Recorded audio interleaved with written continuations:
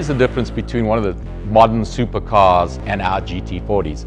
And it's just what any racer will tell you. It's all about weight. Most modern supercars are anywhere from 3,400 pounds, a couple of them in the 3,200 pounds, but most of them up to 4,000 and over in the case of the Bugatti, which is an amazing supercar. But our cars generally are 2,200 to 2,400 pounds.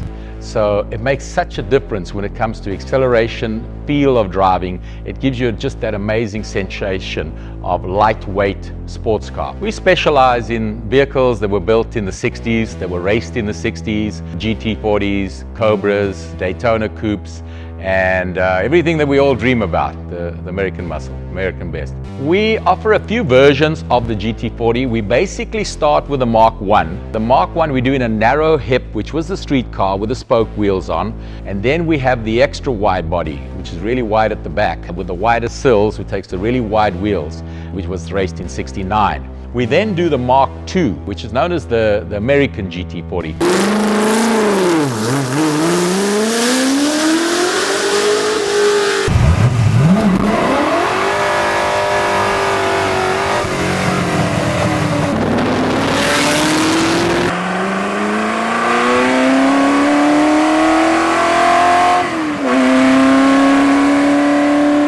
There was a lot that goes in. The car as I said, it's pretty complex for a 60s car. They were way ahead of their time. Simply, they go to Le Mans, and the GT40 went on to win 66, 67, 68, and 69. And the GT40 is the only car that's won Le Mans 4 years in a row, and of course 2 years in a row with the same car, 1075.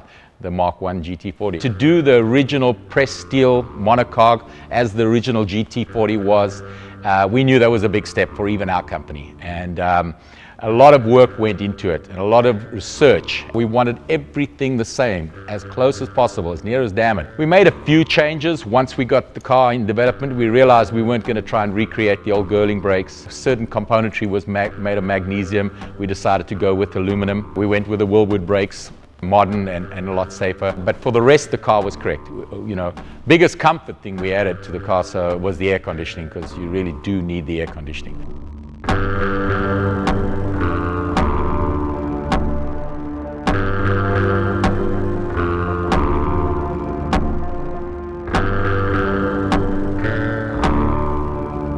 Generally, the guys are putting anywhere from 500 to 650 horsepower in them.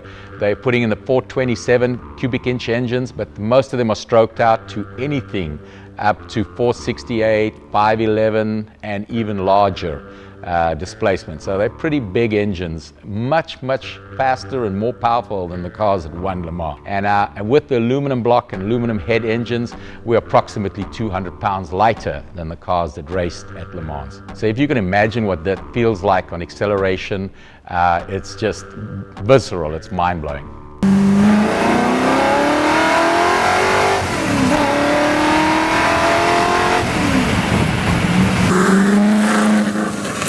And I'm asked that a lot, what's the favorite thing that I love about the GT40? And that's just look at it. Just look at it. It's absolutely mind-blowing to look at. It's 40 inches off the ground.